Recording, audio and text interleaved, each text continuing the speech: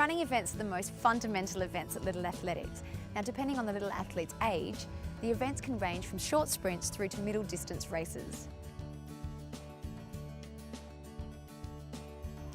While running is simple, there are a few important steps to follow at Little Athletics to make sure that all events are conducted as safely as possible. Firstly, always look before crossing a running track.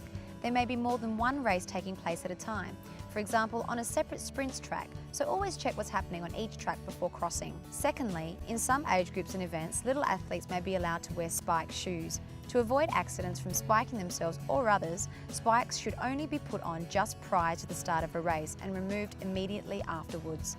Spikes are not allowed in races that aren't run completely in lanes. How to start a race well is an important skill to learn. The best method for little athletes is the standing start because it's simple to learn and can be used in all events. The more complicated crouch start in sprints should only be attempted as the little athlete gets older and stronger. In events that are run entirely in their lanes, the starter gives 3 commands.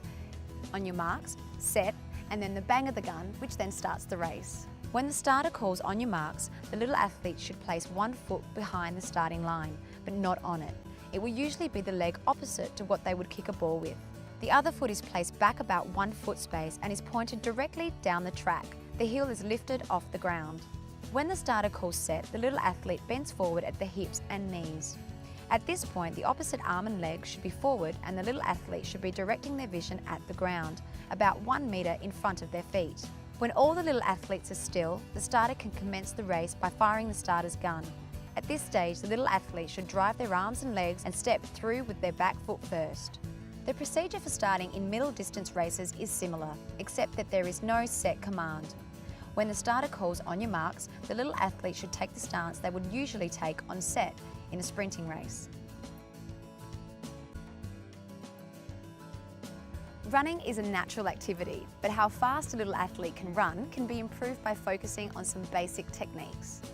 In sprinting races, little athletes must stay in their lanes. On straight parts of the track, this means running in as straight a line as possible. On curves, this means running on the inside edge of their lane, but not too close to the line because you aren't allowed to step on or over the line. The little athlete's eye should always be looking forward ahead of them and not looking behind because it slows them down.